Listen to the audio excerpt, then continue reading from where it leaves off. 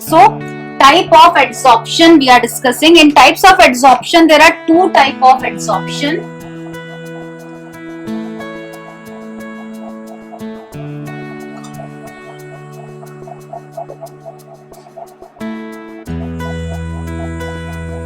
And second one is chemical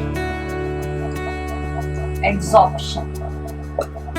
Okay, physical adsorption and chemical adsorption. There are two type of adsorption. Now physical adsorption we will start with. Now what is physical adsorption? We have to discuss. Physical adsorption, as the term is indicating, that physical adsorption is a physical process. No chemical reaction is involved in this. Now physical adsorption is that if a surface of a adsorbent is there, this is adsorbent. Okay, when on this adsorbent surface anything will come in contact, any gas will come in contact, it will be adsorbed if the surface of this adsorbent is clean. So this type of adsorption which takes place without formation of any type of chemical bond is known as physical adsorption. Okay, and it is a spontaneous process which will take place with any gas. So we can say that physical adsorption is, or you can say physical adsorption lacks specificity. That means physical adsorption is not specific. Any substance can undergo physical adsorption, but definitely when it is getting adsorbed, there are some force of attraction which exist. So these force of attraction are van der Waals,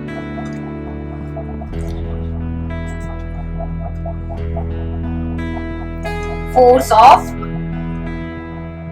attraction. Okay, so these forces of attraction which are present in physical adsorption are van der Waals forces of attraction.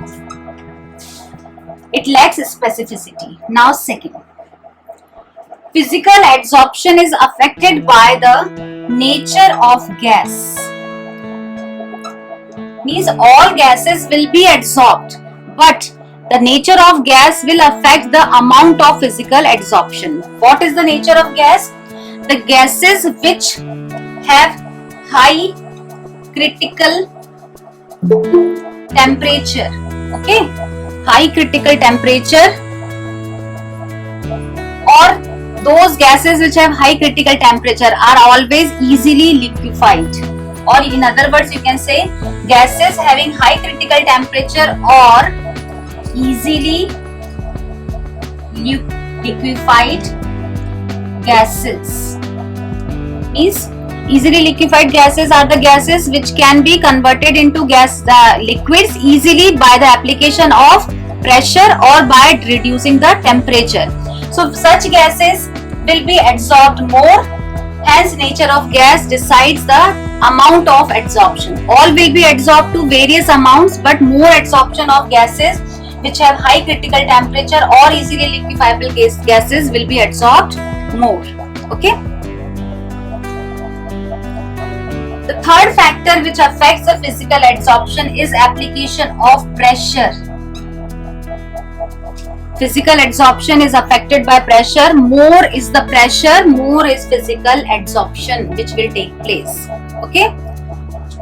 Pressure and also temperature affects the value of physical adsorption, because physical adsorption is an exothermic process. Means when adsorption will take place, van der Waals forces of attraction are there, so they will be adsorbed on the surface. So delta H negative energy is released. Okay, so when energy is released, then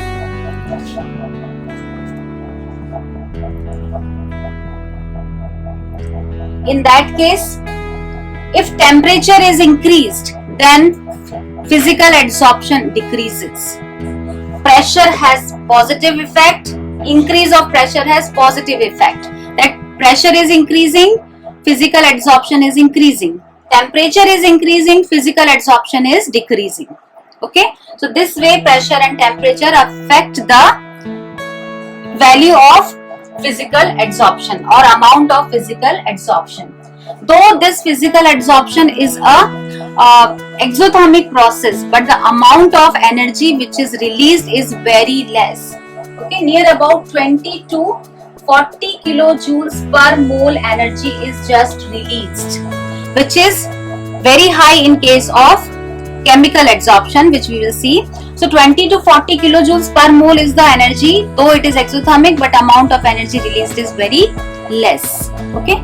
Any other point? Let us see. Nature of adsorbate, reversible. Okay.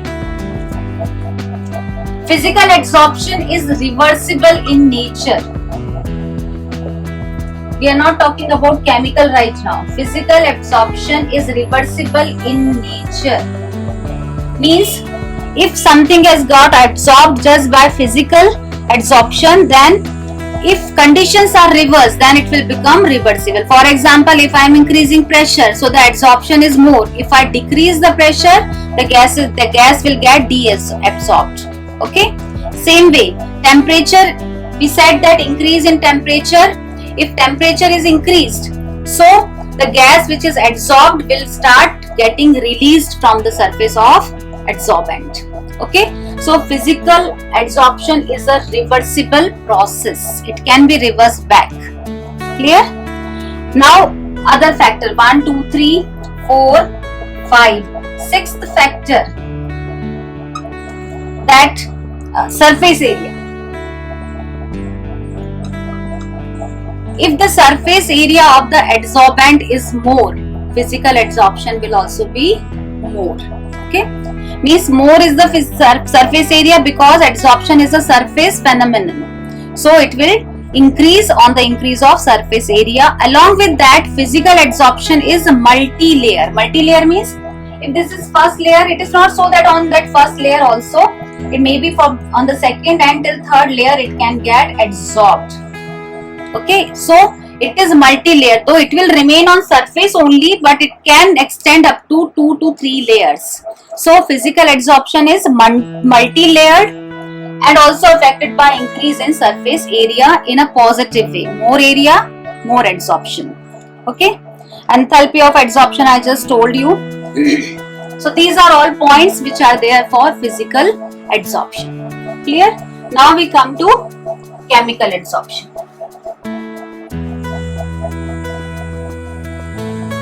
The same points which we have discussed for physical adsorption, we will now discuss for chemical adsorption.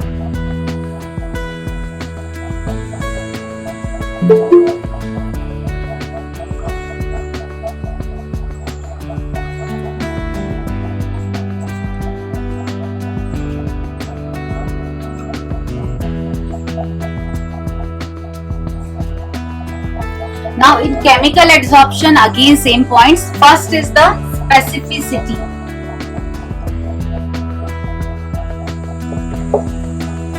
That chemical adsorption is highly specific in nature because it results from the formation of chemical bonds.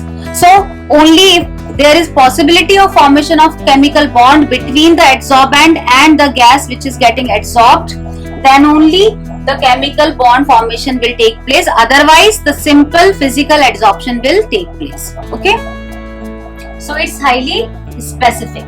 Now the nature of gas will not affect here, because if that nature of gas will only depend on the formation of chemical bond. If the nature of gas is such that it is easily liquefiable, but it is not able to form chemical bond with that surface, then it will not take part, or it will not form, it will not be adsorbed on the surface. So that factor is not affecting here, because the factor which affects here is formation of chemical bond.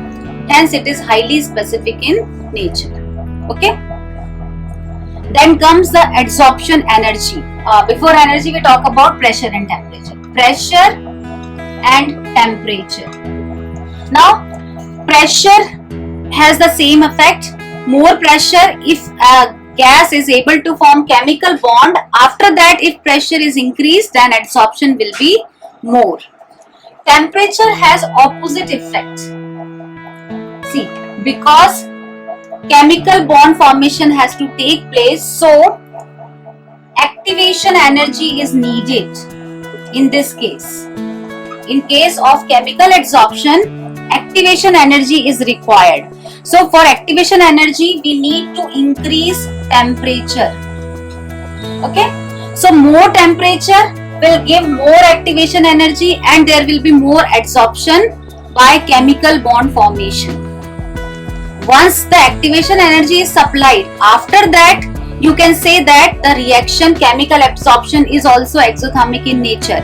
Just as if you have to ignite something, burn a paper or burn a fuel, then what you need to do, you need to supply the ignition temperature. You have to lit the fuel, and then only when it starts burning, then it becomes exothermic. Without you provided the initial energy or the initial temperature, that fuel will not start burning. Same is here, that in chemical adsorption, first some temperature has to be supplied, and once that temperature is supplied, then chemical adsorption is highly exothermic in nature. Clear? So increase in temperature has positive effect, that it will give more activation energy and adsorption will be more. Clear? Up to a certain extent, definitely. Not to a large extent. You are going to increase temperature all the time, then it will not be favorable for reaction. But initially increase in temperature favors the chemical adsorption process, and later on you have to just remove that factor because the reaction is automatically or naturally exothermic in nature. Okay. Next factor is amount of energy released, exothermic nature. So the energy which is released in chemical adsorption is 80 to 240 kilojoules per mole. This much amount of energy is released when chemical bond formation takes place. So this is far more than the chemical energy which is released in case of physical absorption. That is 20 to 40, this is 80 to 240 kilojoules per mole, depending on the different adsorption process which are taking place. Okay. Now next point is reversible or irreversible nature. Chemical adsorption is irreversible in nature. Once chemical bonds are formed, it cannot be reversed back. Okay. Even when you reduce the pressure, then also it will be irreversible. Okay. Even when you decrease the temperature, then also it will remain irreversible. Okay. So it is irreversible in nature. Now, more point which is left: enthalpy, reversibility, surface area. Surface area, the same effect, because adsorption is a surface phenomenon, so more surface area will increase both physical adsorption as well as chemical adsorption. Clear? And also it is a unilayered phenomenon because it requires chemical bond formation, so it takes place only on the top layer only. So chemical adsorption is unilayered while physical adsorption is multi-layered in nature. Okay. Other than this, if any point is left, no. So these are all points of difference between physical adsorption and chemical adsorption. So we have these two type of adsorption process.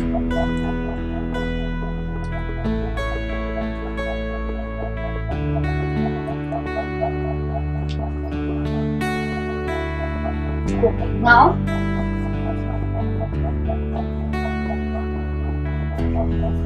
after this, adsorption isotherm. The next topic is adsorption isotherm.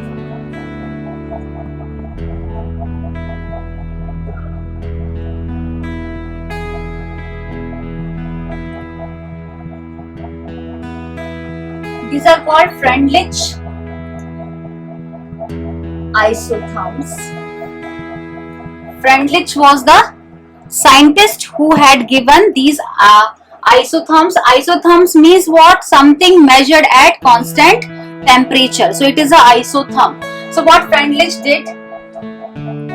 He obtained a graph between pressure and the amount of gas adsorbed per unit mass of the adsorbent X by M. He plotted the graph between the pressure, relationship between the pressure and amount of gas X adsorbed per unit mass of the adsorbent. So he noticed that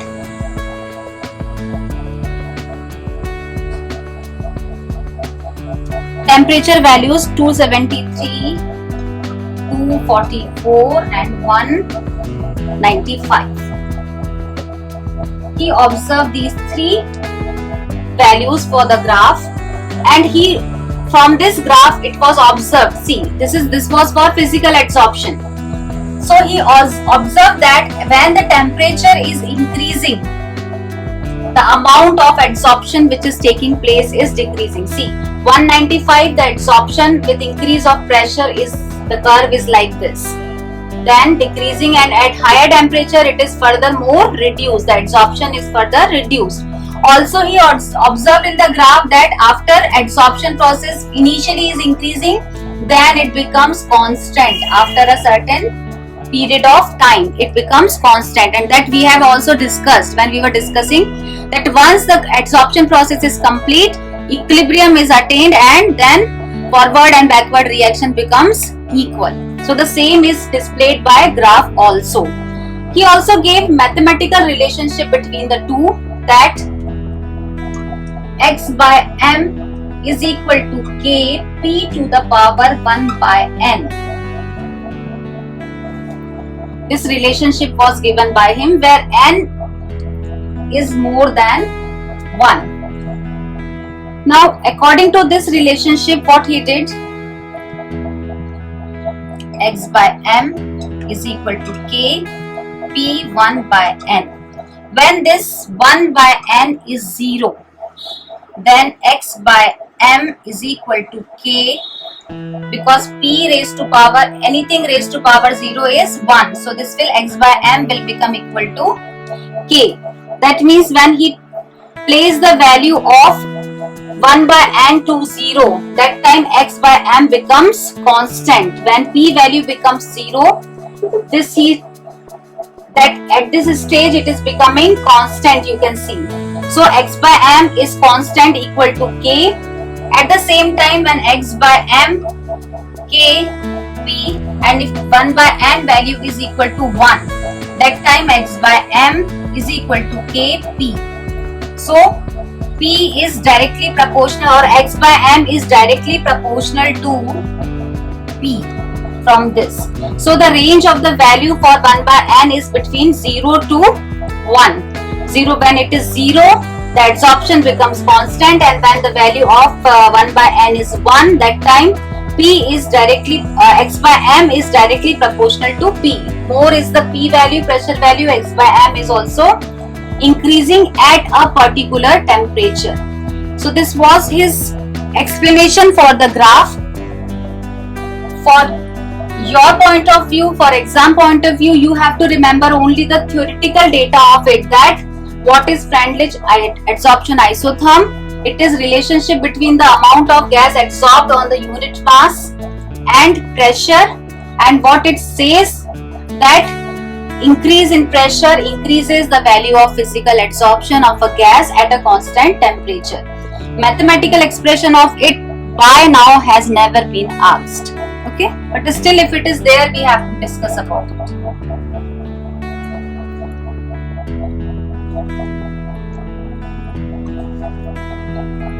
So if the log of this is taken, then it will become log X by M is equal to log K plus 1 by N log P.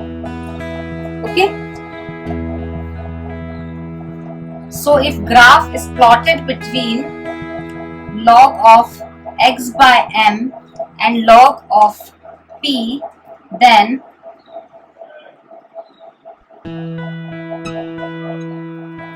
intercept of this graph gives the value of log K, and the slope of this gives the value of 1 by N.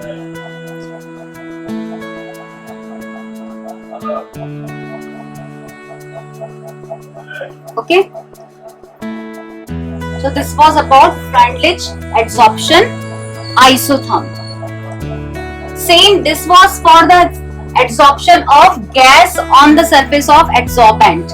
So this relationship was given. The same relationship could be given when instead of gas any liquid is getting adsorbed on the surface of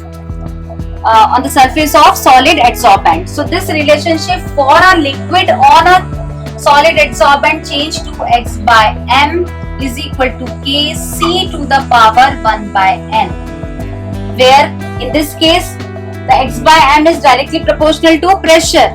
Here x by m is directly proportional to the concentration of the substance, that is absorbate, the substance which is getting absorbed on the surface of solid, that is liquid. The concentration of the liquid, more is the concentration, more will be the adsorption. Less is the concentration, less will be the adsorption. The same relationship which is there for adsorption of gases can be written as C1 by N if it is for liquid solid adsorption.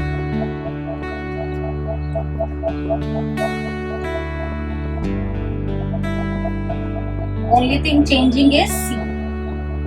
Clear? Now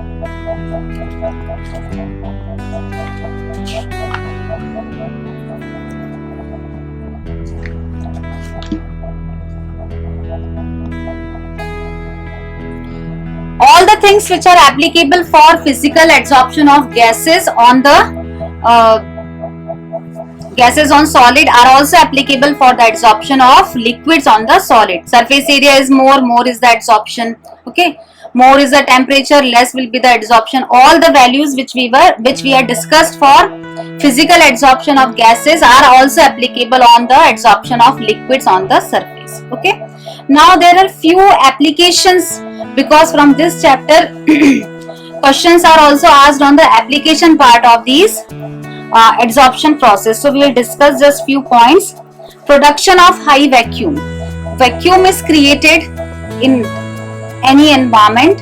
If we have to create high vacuum, then activated charcoal is known to absorb whatever gases are present in that particular chamber. So the adsorption process is of activated charcoal is required for creating high level of vacuum. Okay, then gas mask, I told you yesterday also, gas mask also follow the principle of adsorption, where activated charcoal performs the function of it. Then control of humidity, this also I told you yesterday, that in water bottles you sometimes see a packet of some particles placed in a cloth bag, small cloth bag. So that are the silica gel, they are known to adsorb moisture. So they are there to control humidity, because if moisture is inside, that may lead to bacterial or fungal growth. So to stop this, these silica bags are placed inside the water bottles when they are not having water in them. Then removal of coloring matters, this also I had told you yesterday. Coloring materials can be removed from various substances again by the process of adsorption by activated charcoal. Heterogeneous catalysis also is based on the process of adsorption, that on metal surfaces hydrogen gas is adsorbed like nickel, palladium and platinum, and those help in the process of reaction, because hydrogen is a very you can say the gas which is very light gas, so it does not react very properly, but once it is adsorbed on the surface, the particles of gas will not move all around, so it will be performing reaction easily. So this is example of heterogeneous catalysis. Then separation froth flotation process. Froth flotation process is also based on this principle, that a froth is created and sulfur particles are adsorbed on the surface of that froth, and hence the sulfide ore is separated from the gangue particles. This again is on the adsorption. Then separation of inert gases. So inert gases are also separated because they are adsorbed in different amount at different time. So this way inert gases are also separated by the help of this adsorption process. These are all. Now the next topic in the book is catalysis. That is totally deleted this year. So from page number 127 of your book, or if pages are changed, I don't know, books are sometimes new and old, so you mark topic 5.2 catalysis, 5.21, 5.22, that is all catalysis only, 5.23, 5.24 enzyme catalysis, and 5.25. 5 topics are there which are deleted this year. Okay, so this we are not going to do. So 5.2 topic is not there. This was 5.1 which we have finished today. Okay, now we will come to, now directly we will come to 5.3 colloids. The next topic is colloids.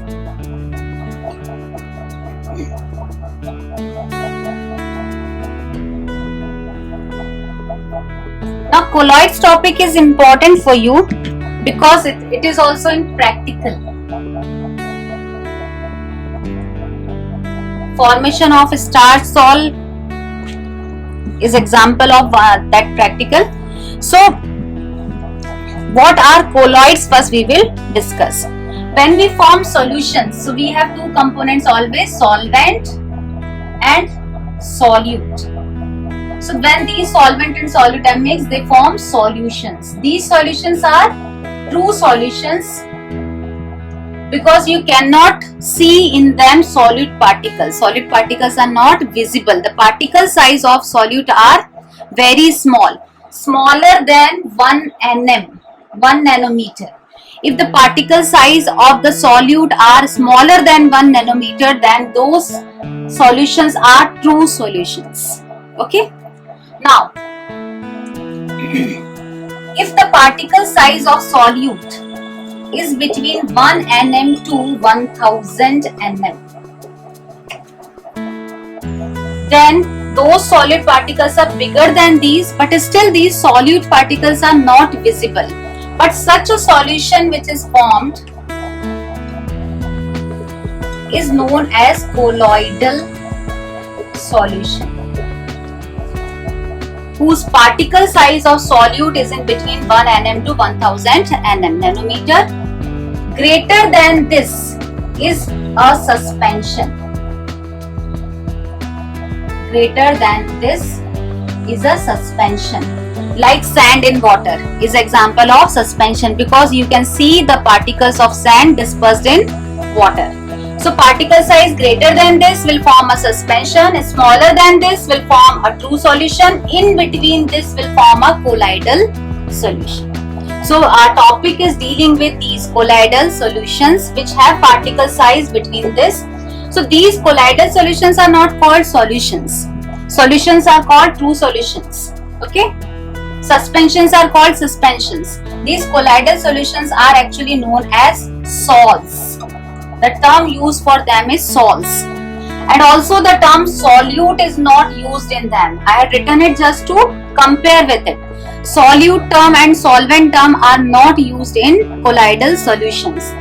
They use the term dispersion medium, which is equivalent to solvent. Solvent means, in case of colloidal solution, solvent means dispersion medium, and solute is equivalent to dispersed phase.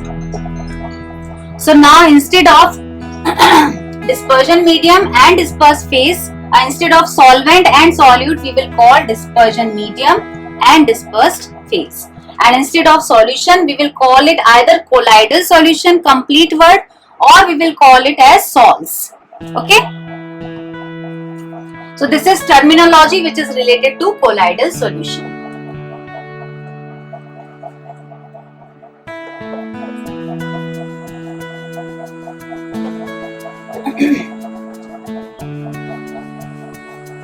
Okay. Now, so as in case of solutions, we have seen that solutions can be of several types. Same way, colloidal solutions or salts can also be of various type. Not necessary that one is liquid and you are dissolving only solid in it. Solid, liquid solid, gas solid can be a combination here. So in all, as in case of solutions, we have seen 9 combinations. In case of colloidal solutions also, there are 8 combination, means 8 type of colloidal solutions are possible. One type of colloidal solution is not possible, that is gas into gas. So you remember this, gas into gas is not example of colloidal solution because this is a homogeneous mixture. That is example of a solution, though it doesn't seem to be a solution because both are gas, but it's a homogeneous mixture and it is equivalent to a solution. It is not a colloidal solution. So gas and gas combination is not possible. Otherwise all other combinations are possible in case of colloids also. So there is a table, you have to remember it. Remember means just important things you have to see. For example, liquid dispersed in solid. Solid is the solvent equivalent to solvent, that is dispersion medium, and dispersed phase, that is solute. Then this is known as gel. This is example of a gel. When in a solid some liquid is mixed, that will make a gel. So gel is a type of colloid. Okay. Example of it is butter or cheese.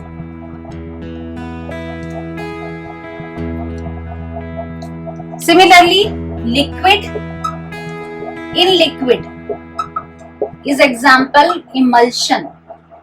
This is known as emulsion. So these are some highlighted words which you have to remember, that which is the dispersion medium and which is the dispersed phase. So liquid combination is known as emulsion. Example of it is milk. Milk is example of emulsion. Okay. So like this several combinations are there, you will see those combinations, but remembering part is important for gel and emulsion with their examples. Okay. Solid in a gas. Solid dispersed in gas is a aerosol. Okay. Example of it is a smoke. Smoke is example where solid particles are dispersed in gas. Liquid in a gas dispersed. This is also known as liquid aerosol. The name is liquid aerosol. Example is mist, fog, like this. So these are important examples. So you have to see to this table. Okay. So which are the main ones I have already written? Gel, emulsion, aerosol, liquid aerosol. Out of 8, 4 I have already written. Clear?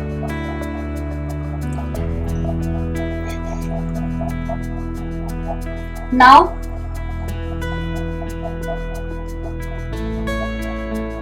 classification of colloids, important topic again.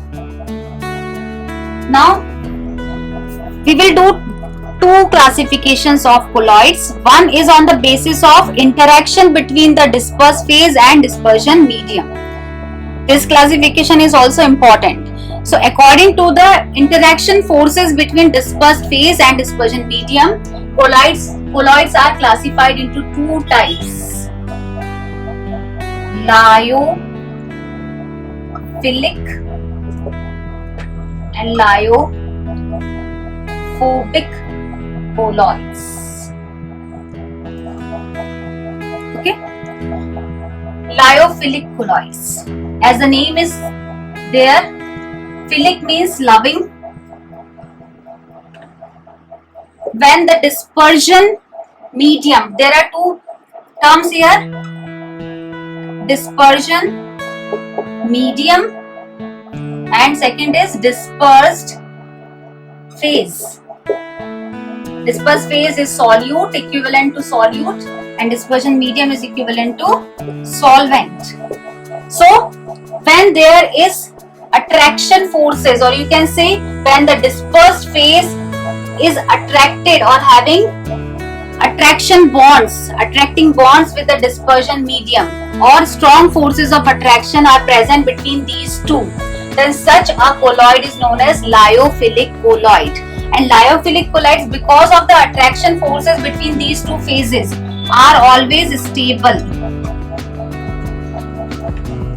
Okay, these are stable type of colloids. They can be directly formed by just dissolving the dispersed phase in dispersion medium. For example, just as we make a solution of salt in water, so we just dissolve. Same way, the lyophilic colloid solution can be prepared directly by just mixing the dispersed phase into dispersion medium, and once formed, they are stable. Suppose if they are just coagulated or precipitated because of some reason. Because what is there with colloidal particles? Colloidal particles are bigger particles and having some charge on it.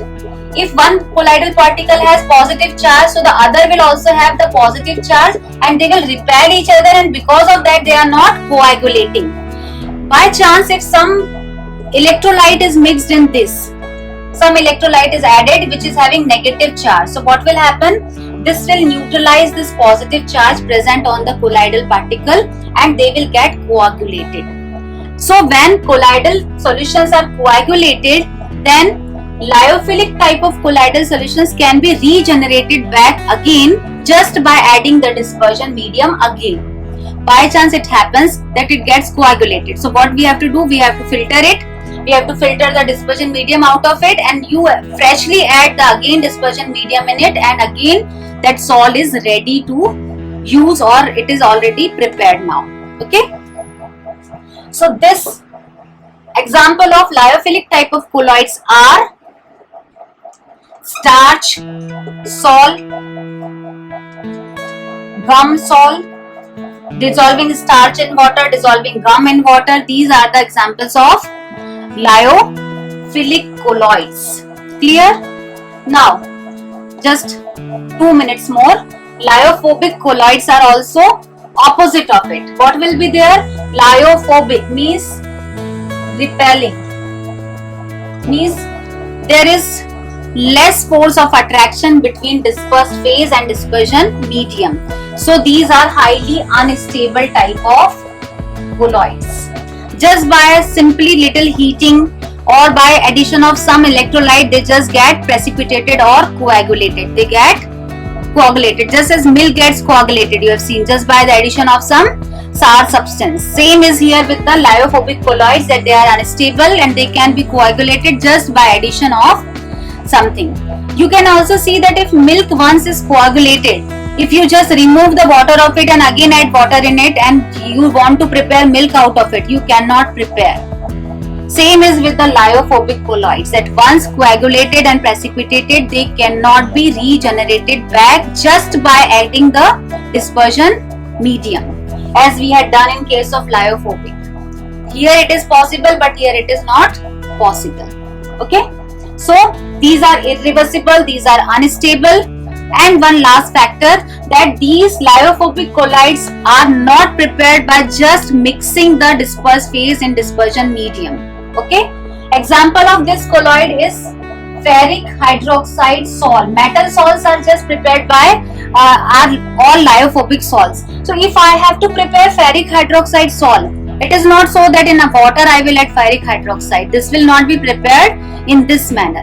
Then to prepare this, what I will have to do? I will have to add ferric chloride in water, and then when these two will react on heating together, then ferric hydroxide salt will be prepared. So lyophobic salts are always prepared indirectly. These are prepared directly. So these are points of difference between lyophobic and lyophilic colloidal solutions.